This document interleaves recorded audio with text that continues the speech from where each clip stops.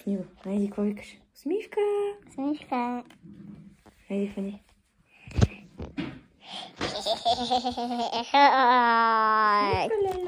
Ало! Това те снима, няма ало там. Снимата.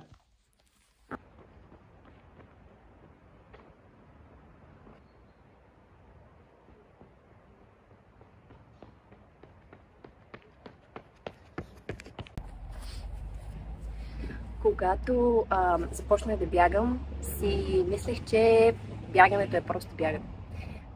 Бягаш всеки ден, ставаш по-добър, край на историята.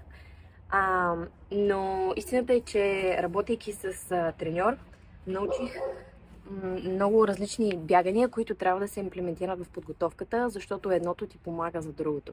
Примерно, за да бягаш бързо, трябва да се научиш и да бягаш и бавно.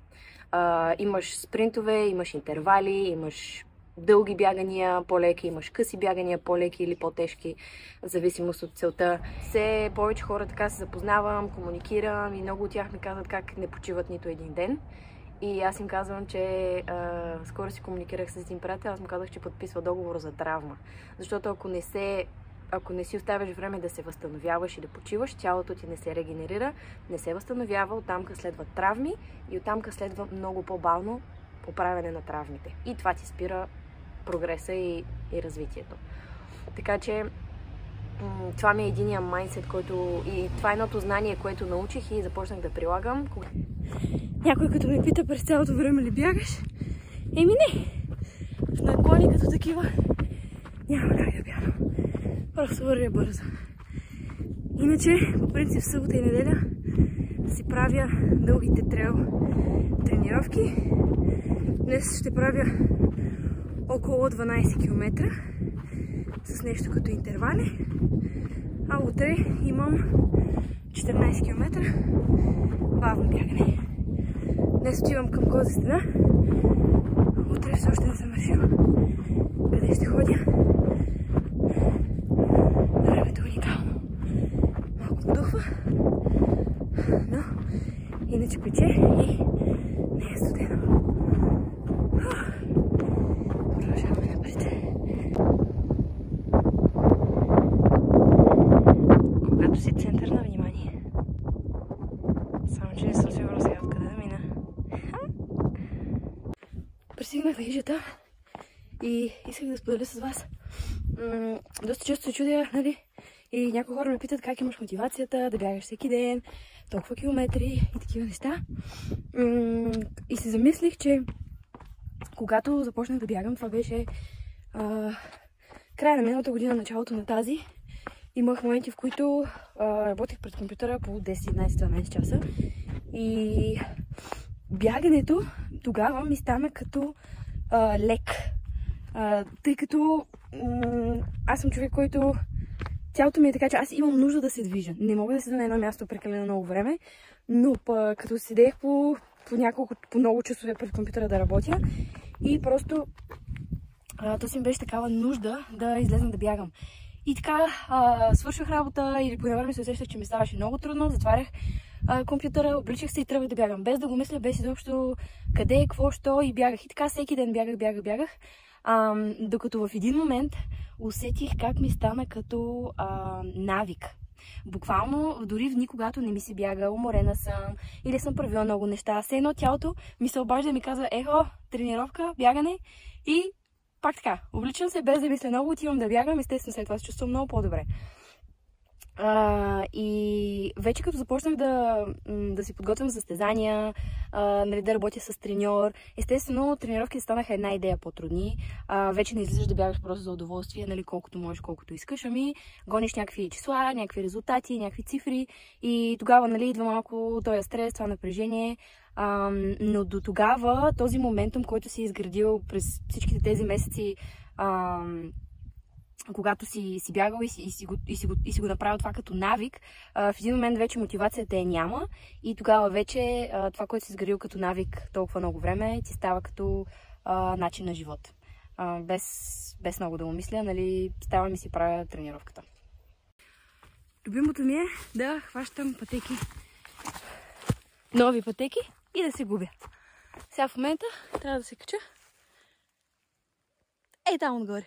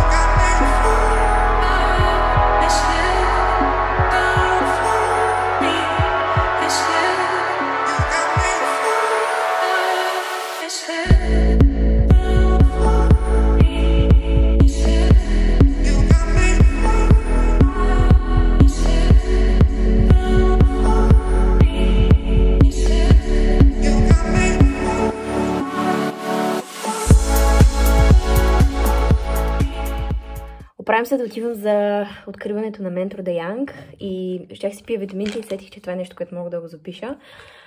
Аз съм вегетарианка и вечният въпрос как приемам протеини, естествено най-вече чрез храната, но приемах протеин на прах. Не ми се отразяваше много добре, не беше моето, някакси не беше достатъчно и започнах да пия тези аминокиселини, ЕАА, ми ги препоръчаха и се чувствам много добре, как започнах да ги пия. Нали, отделно също включих доста повече течности, нали, като вода, пия и доста повече вода.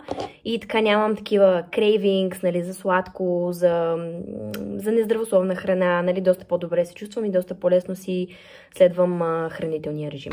Няколко дни преди състезанието е хубаво, аз се фокусирам върху това да ям високо въглехидратна диета, за да може въглехидрата да дава енергия. И си приготвям паста с доматен сос, зеленчуци, спанак. И другото ми ядене, което ще приготвя е сьомга с ориз с зеленчуци. Така че хем протеин, хем въглехидрати. Закуската по принцип ми е еднаква преди състезание. Това е обесни ядки, също много добър въглехидрат с банан, протеин, ленено семе и конопено семе и малко мед. И ми е доста проста и еднообразна диетата, но целта ми е да не се фокусирам толкова върху храненето, да не губя много време върху хранене, да имам повече време за тренировка, за подготовка и също да се снабдявам с въглехидрат сега, защото по време на състезанието, след самото бягане, нямам много апетит, не ми се яде чак толкова много, а пък все пак ще ми трябва енергия и не искам да разчитам само на енергийните гелчета, нали, главно да си идва от храната. Имам навика някои неща да ги отлагам. И то не да ги отлагам, ами да ги оставям за последния ден, защото си мисля, че ще успея да свърша всичко. И така идва последния ден. Графика ми е пълен. Наредила съм супер много неща.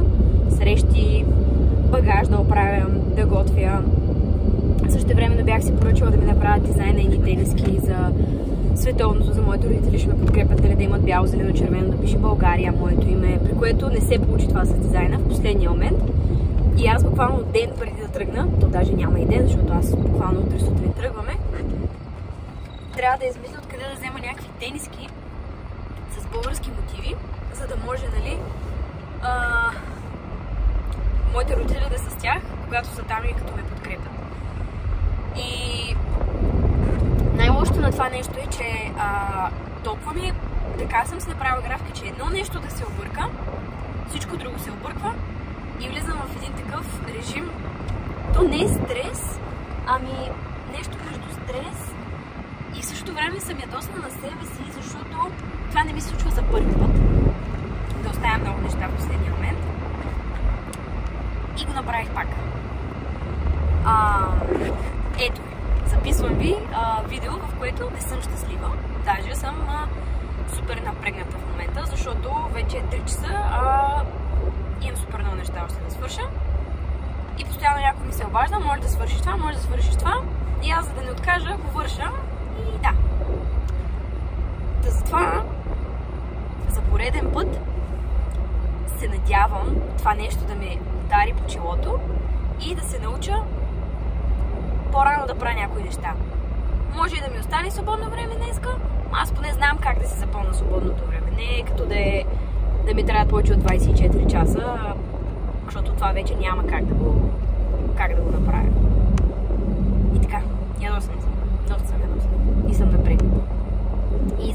цял шоколад и 2 бисквити.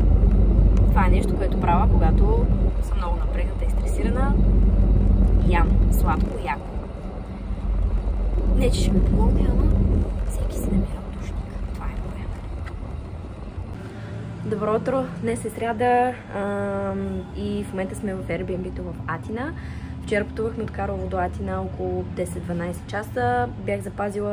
Запазих едно Airbnb някъде в централната част.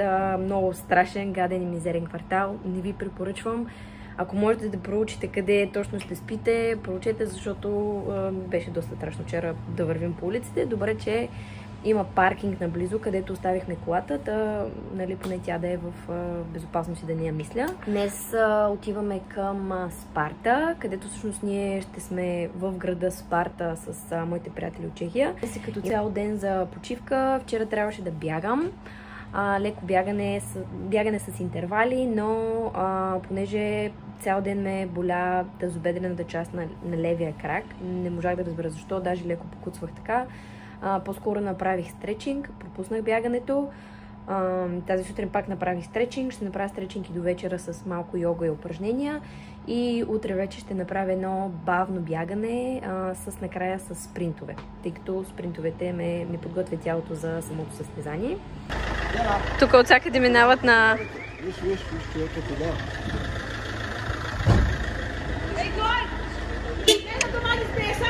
Ой!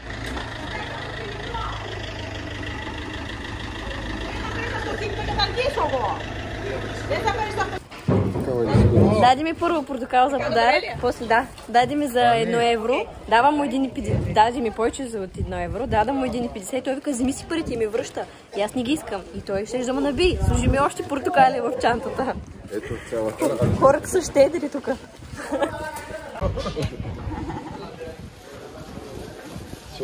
Айде. Тя на къде?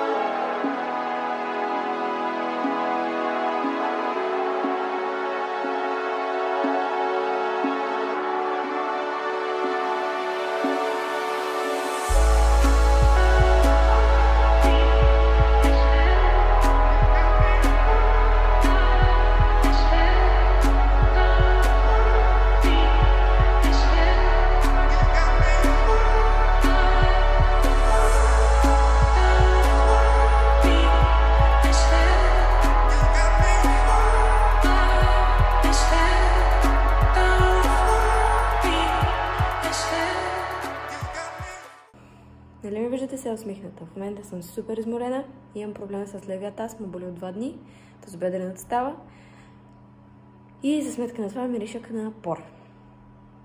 И все пак ще усмихна, защото мога. Един готви и всички други чакат храна.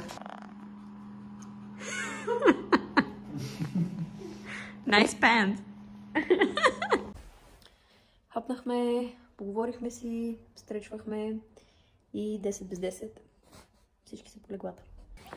Едно от любимите ми неща сутрин е да се разхождам сама, където е спокойно, няма коли, няма хора, птичките се чуват.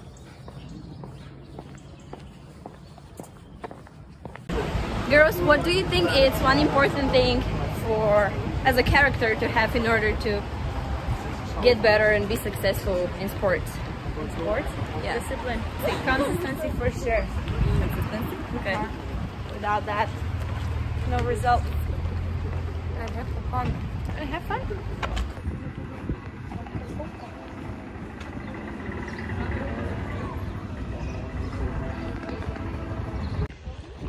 Това е едно от препятствията. В момента Обикаляме самия терен, който ще бягаме, за да видим препятствията и каква е трудността като цяло. И минаваме през доста маслинени дървета.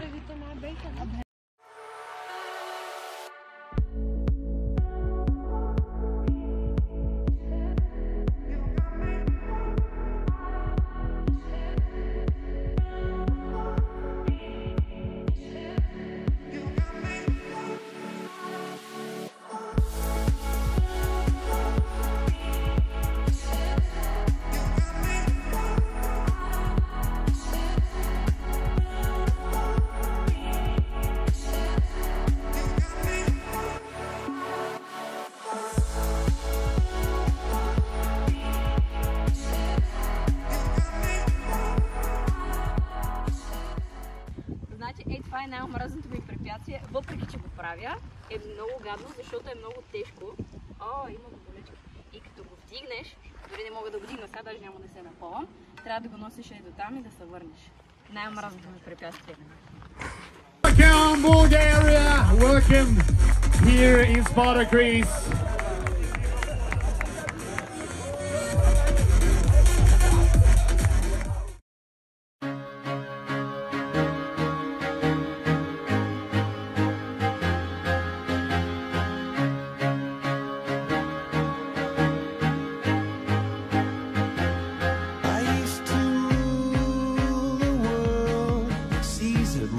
When I gave the word, now in the morning I sleep alone. Sweep the streets I used to own.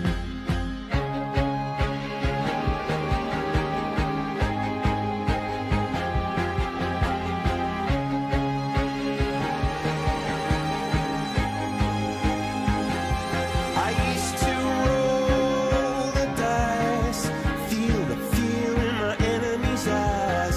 Listen as the crowd would sing.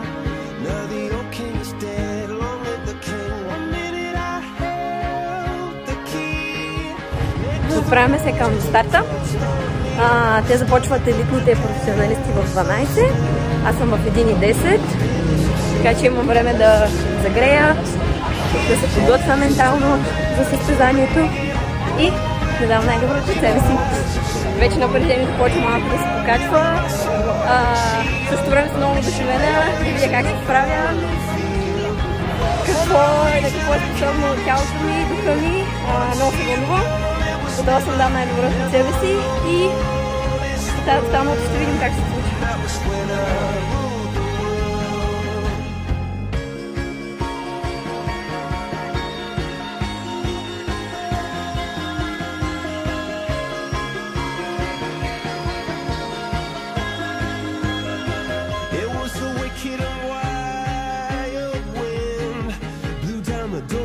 To let me in, shattered windows and the sound of drums.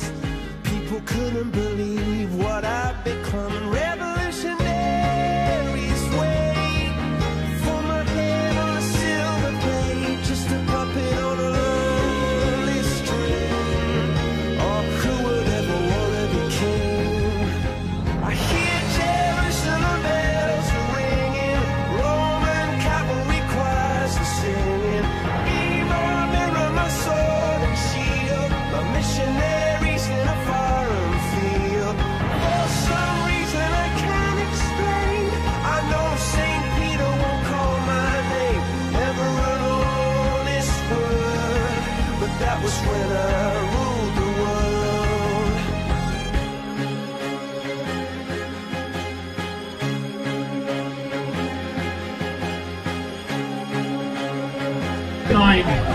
Third place from Bulgaria, Evelina, number 1.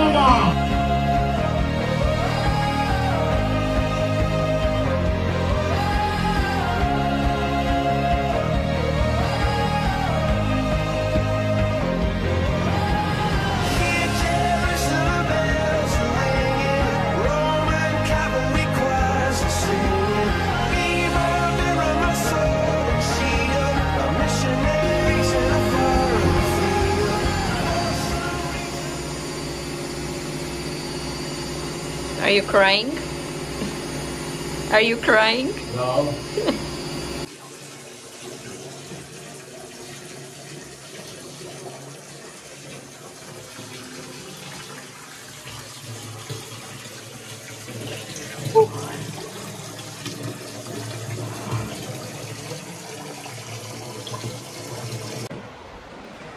Здравейте!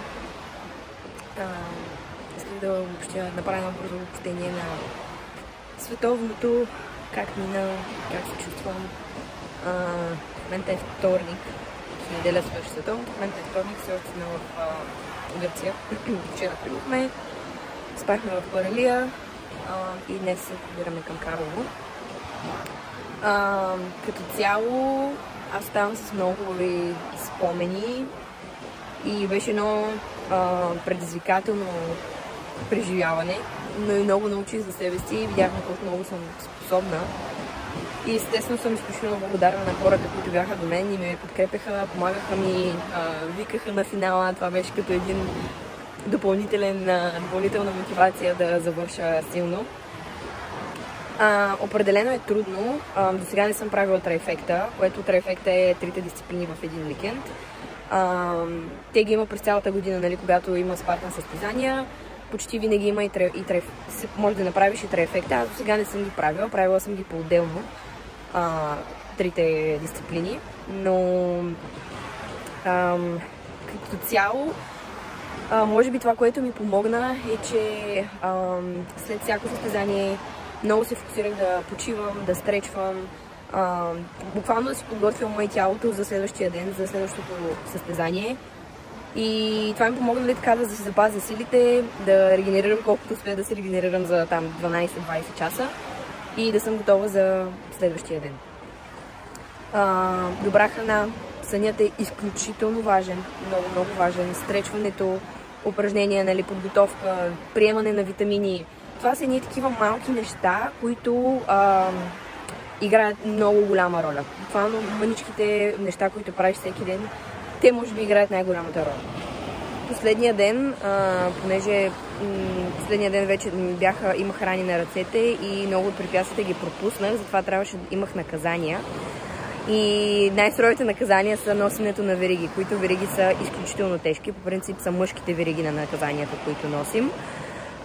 И едното е това, че и след, нали, тези вериги имам страшно много. Сега ще ви покажа нещо, което не е много красиво, но, нали, това са малко последствията от тези вериги. Имам си малко синини, които да ми напомнят. Ето тук. Имаме тук по врата малко. Тъй като ги носим, те са доста тежки.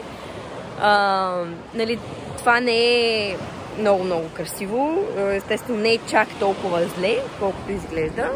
Просто моето тяло също е моята кожа също е доста чувствителна и аз много бързо получавам синини. Веригите бяха доста тежки като цяло и даже си поплаках на едно от наказанията, като сложих една верига просто и то беше на нагорнище да се носи. Хем, че тежи супер много, хем, че боли, нали, тук на раменете и то на нагорнище малко си поплаках докато я носих, ама нищо, продължих, какво да правя. Сезона приключи с състезанията. Сега ще се фокусирам върху това да изградя малко. Имам да работя доста с грип, с препятствията, които са ми с горната част на тялото, както и да естествено ще продължа да си бягам и зимата. И така, ето го и плажа. Днес е малко по-мрачно времето, но пак е красиво и приятно. Нещо друго, което исках да споделя, тъй като е изпробвано, е всякакъв вид рани. Мъжете с мас, чиста мас. Аз имам 2 катастрофи с мотори с АТВ и двата пъти тази част на лицето ми беше, имах страшно много обезобразено беше, тук даже все още има беле, който беше много дълбок и буквално с мас не спирах да мажа, докато не се изхрани кожата и нямам нито един белег. Буквално мастта подпомага изхранването на кожата и не оставят белези, без значение колко е дълбока раната и от какво е. Така че аз сега ще си намажа буквално абсолютно цялото тяло, където има марани и синини, ще си намажа с мас и ще мажа докато не заздравея. Това просто е магическо. And so we pray for someone to come and show me the way. And so we pray for some shelter and some records to play. And so we pray we'll be singing bye, yeah. Pray that we make it to the end of the day. And so we pray. I know somewhere that heaven is waiting. And so we pray. I know somewhere there's something amazing. And so we pray. I know somewhere we'll feel no pain until we make it to the end of the day. I pray that love will shelter us from our fears. Oh, I pray you trust to let me wipe off your tears. Confront all the pain that we felt inside with all the cards we've been dealt in life. Pray I speak my truth and keep my sisters alive. So for the ones who parted seas, for the ones who's following dreams, for the ones who knock down doors and allowed us to pass down keys. Pray that we speak with a tongue that is honest and that we understand how to be modest. Pray when she looks at herself in the mirror, she sees a